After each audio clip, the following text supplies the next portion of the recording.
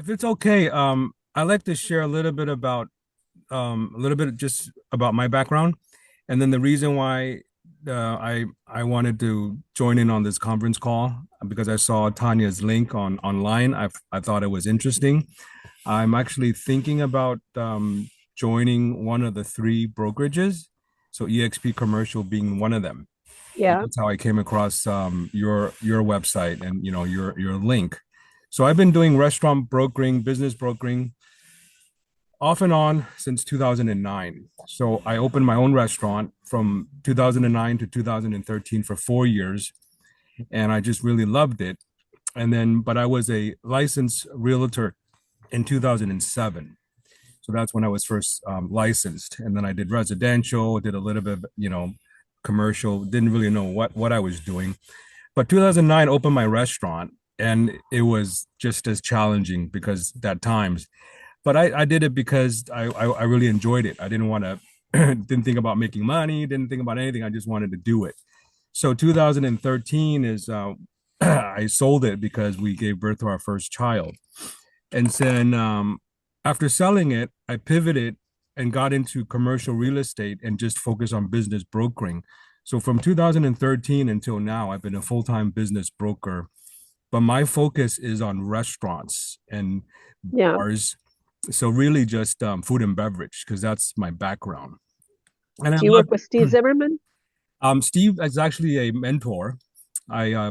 I known him for a long time. He come to school and he does lectures, and so I keep in touch with Steve. Done a couple of deals with Steve. So I've been with a small boutique firm in Burlingame. So I'm here in Burlingame, and I've been here since 2013, really. So I'm thinking about pivoting because I'm doing too much business brokering, and it's just as we all know, it's so many moving parts, and it takes so much time. It's just Mhm. exhausted. Um, I'll do anywhere between 30 to 40 deals a year. And, some of these deals take a long time. Escrow, generally is like, if we do a liquor license transfer, uh, Yep. it just takes a long. I've been doing it as two bulk sale. I don't know what some of you guys do, but I split between bulk and ABC as two escrows, so Mm. it's easier to transfer with the temporary license. So that's what I've been doing. But now I'm at a point at a stage where I'm thinking about pivoting and leaving my firm, and I'm thinking about joining a firm that's more commercial centric because that's my focus. So I'll be honest, EXP has reached out to me, you know, through their network, and they're like, "Oh, you should come to EXP, come to my team." And then just most recently, I've been approached by Real. Real is a new Hmm. firm. I'm sure some of you have heard, and Yeah. so but I'm like, you're not commercial. They say, oh, we can make things work. There's still there's still systems, and eventually we'll roll out a commercial division for Real. And so that's on my radar. And then also Compass Commercial. So that's the other one. But there's obviously pros and cons, as many of you know. But I'm at this point thinking I want to learn a little bit about EXP, and I really thought this was a kind of like a mastermind talking about EXP commercial. I didn't realize it was just business brokering in general, which I'm very happy to join and to share and learn from the panel. But I'm thinking about leaving, not quite leaving business brokering, but I want to focus a little bit more on commercial real estate in general. Yeah. You know, so that's kind of where I'm at. And so, Well, I can't really tell you anything about Real or Compass because I haven't worked with them. I sure. can tell you that EXP, our EXP commercial is obviously focused on commercial. Yeah, they have a business broker. They want to have a business broker division, and so um, they do have an addendum to the independent contractor agreement. If you want to sell businesses, they do have certain requirements. You do have to be with eXp Commercial. You can't be with eXp Realty. They don't allow those.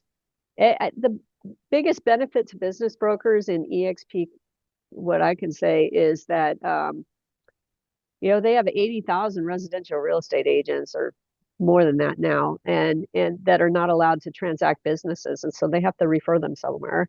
So they refer them to eXp Commercial. So in terms of keeping a pipeline filled or whatever, depending on the types of transactions you're looking for, um, you have a constant flow of businesses. Now, we all know that in business brokerage, a lot of the businesses that are referred to us are not ready to sell or don't have value sufficient that make it, that makes sense to sell. I think, Ricky, if you specialized in restaurants, that is the one industry where even a restaurant that is closed, that's shuttered, still has a little bit of value. You can still sell those assets Assets. generally for 30 to 70 to maybe even 100, 110 grand, something like that, depending on where Sure. it's at and so forth. Absolutely. Yeah. Most other businesses, that's not the case. If the business is closed, there's no goodwill, I mean, they can liquidate their assets, but that's about it. And as a broker, you're typically not going to be getting involved in that because you can't get paid a fee that makes it worth the time and energy and effort that you have to put into it to actually get the sale made. So so yeah, I mean, I think, eXp Commercial, if you're looking to get into commercial and focus on that, eXp has some great training available. They have great resources available.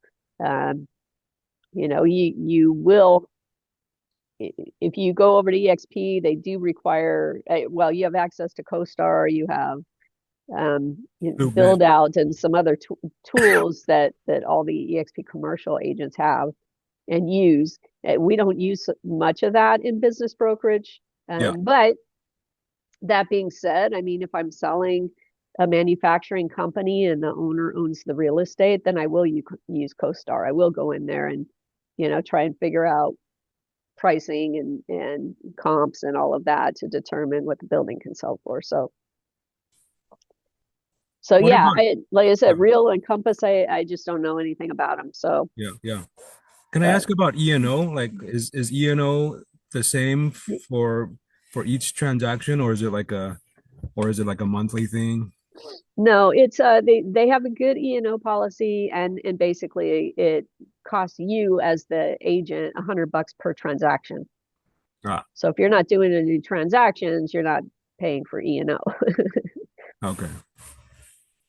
Yeah. But Yeah. there is like a monthly technology fee for access to the tools and everything else. Okay. So, Yeah. And then and I don't there's like office space for Regis. Is that right? They have a contract, a deal with Regis, so you Like can use Regis, their workspaces. I believe you get some type of a discount. ah, And if you want, I think you can use the shared workspaces at no charge, but I'm not positive on that. I'd have to look at that. Um, but I think if you wanted like a day office, if you wanted to rent an office or a conference room or something like that, you get some discounts. I'm not sure. Erica, do you know anything about that?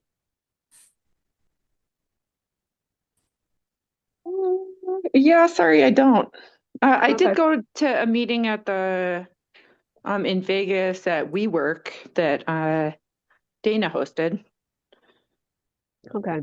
Yeah, I I think know we EXP can. has a contract with Regis, so I know that we can. And I mean, Regis has over 3,000 locations worldwide, so you can make use of them. But it's not the type of thing where if you need to go to an office every day to work, then you're going to need to rent your own office. I mean, that's Regis is not going to be effective for that. Yeah, yeah, got it. Yeah. So.